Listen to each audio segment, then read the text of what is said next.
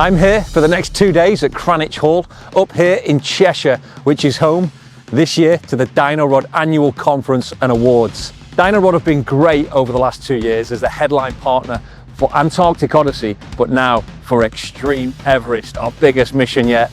We're going to meet lots of the Dynarod team over the next couple of days, and I can't wait to show you what this company is all about. Come with me, let's go take a look. I wanted to take a few minutes in this episode to talk about something that often gets overlooked when people see expeditions like this one, and that's sponsorship. Be under no illusion, without sponsors, these projects simply do not happen. Challenges like Antarctica and what I'm building now with Xtreme Everest, they require serious logistics, planning and funding, and I could never personally afford to do them on my own. That's the truth of it. Sponsors don't just support the journey, they enable everything that comes from it. The impact, the storytelling, and most importantly, the opportunities for others, especially young people in my case. One thing that I think is really important to understand is how sponsorship is structured. And there are of course lots of ways to do that, but I'm going to talk to you about mine. Most expeditions operate on a tiered model. You'll typically have a headline partner. Last year for me, that was Dynarod. And then what you have is a number of support partners who come in all different shapes and sizes at various levels. And they all play a huge role in making the project happen. Last year, alongside Dynarod, we had some brilliant support partners. Birchman, Huel, DD Trust, Wainwright's Chemist, ADHD 360, and our friends at Bremont Watches.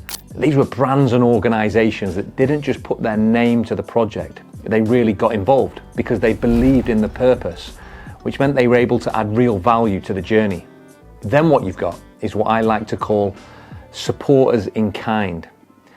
These are people, organisations or businesses who might not contribute financially, but they provide something that is just as important. That might be kit, equipment, it might be helping build the website, it might be providing satellite communication services, all the things that keep an expedition moving and safe. They might not always be visible, but they are absolutely vital, and their contribution is just as meaningful too. Now, alongside all of that, there's another really important distinction that I want to make, and that's between sponsors and charity donors. Because sponsors are commercial partners, there's a clear exchange of value, whether it's content, storytelling, brand visibility, engagement. It's a professional working relationship.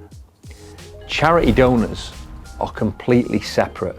Donations are on the other side of the project because that funding goes directly to the cause, not to the adventure. And in this case, the cause for me is always supporting young people, creating opportunities and hopefully changing lives. Keeping those two things clearly defined is crucial because it's about transparency, it's about integrity, and it's making sure people understand exactly where money is going and why. Now, something else that really matters just as much as everything we've talked about so far is values. Remember, with your sponsors, this is a working relationship. For example, I'm here today hosting the Dynarod Annual Conference in Cheshire. I'm going to be presenting awards, I'll be giving talks. But what really stands out for me in this environment is it's a bit like a family. There's a shared set of values, and that alignment is absolutely everything. Because not every partnership is the right one. Believe it or not, I've turned down some big sponsors before.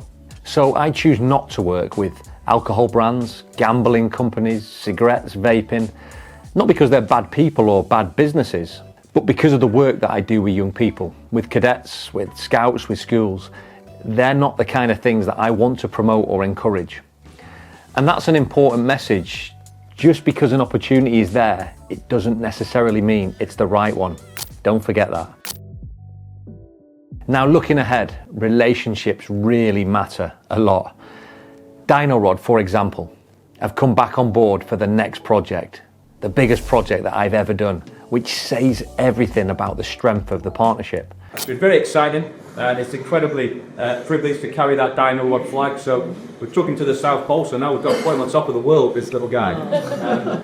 We've also got Wainwright's Chemists supporting once again, a returning support sponsor with incredible backing from my friend, His Excellency Sultan Sid Dajani. Great friend of mine, does an amazing amount of philanthropy across Hampshire and beyond. The thing about Jordan is I always liken him to a real life James Bond. My dad was a surgeon. We grew up in the Middle East, and he became a hard street surgeon. We came here for the education when I was about 5. Everything was going swimmingly. Dad fell ill. I ended up becoming homeless for the best part of 3 months, sleeping in the back of my 950cc Ford Fiesta. I started relying on friends to look after me, let me wash my clothes. So, you know, it taught me the importance of family.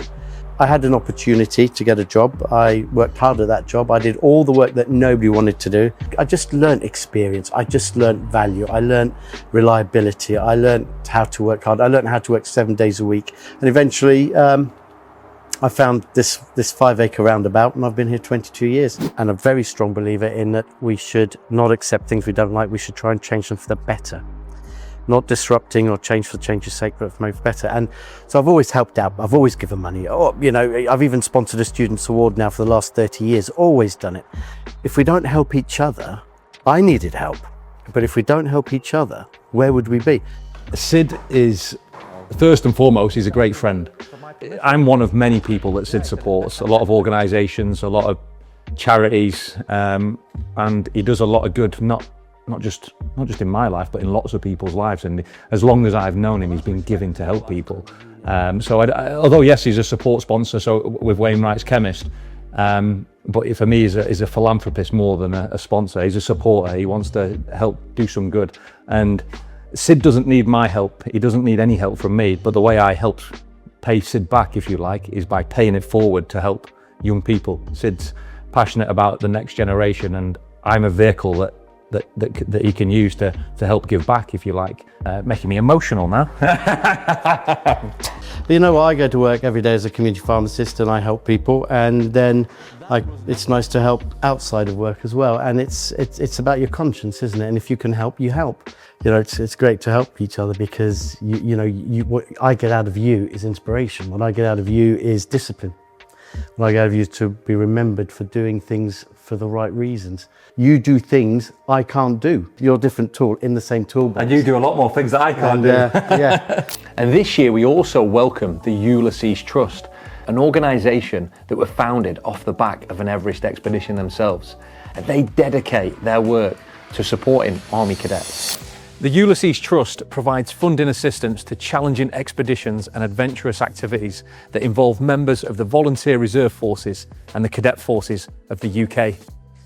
Founded in 1992, the charity has raised an incredible 3.6 million to support over 42,000 individuals, which has enabled them to participate in over 3,000 expeditions, from sailing in the Solent, walking in the Brecon Beacons, to even crossing the Antarctic. The Ulysses Trust have chosen to support all the cadets that will be selected as part of the Xtreme Everest project, thanks to some very kind donors that support them, which include Army Sport and Team Forces, two fantastic organisations that are helping inspire the next generation through the Trust's work. So the Ulysses Trust is a grant-giving charity, and we support all of our cadet and reserve forces to take part in challenging, adventurous activities. And the reason that that's important is because it is the best way to develop self-awareness, values, character, and develop confidence and resilience. So my name is General Sir Jim Hockenhole, and I was formerly the commander of Cyber and Specialist Operations Command.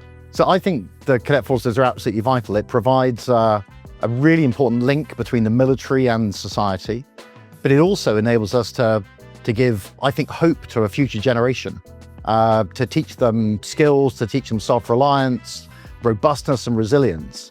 And whether they have a future career in national security or in the military is kind of immaterial. What we're doing, I think, is setting them up for the best future. And certainly I benefited hugely from my time in the cadets. My name is Louise Sander-Jones, and I'm the Minister for Veterans and People. So the Ulysses Trust do a fantastic job of supporting our cadets from right across the country to say, look, these are all the amazing opportunities they can do. How can we help you do that?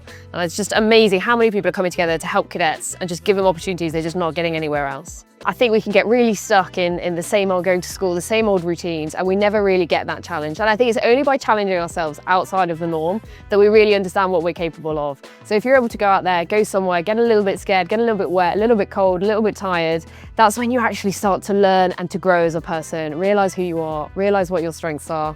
And also when you're with the team, and that's the thing that really forges those really close bonds that stay with you for life. So the Xtreme Everest project is a really excellent project for us to be involved in right now.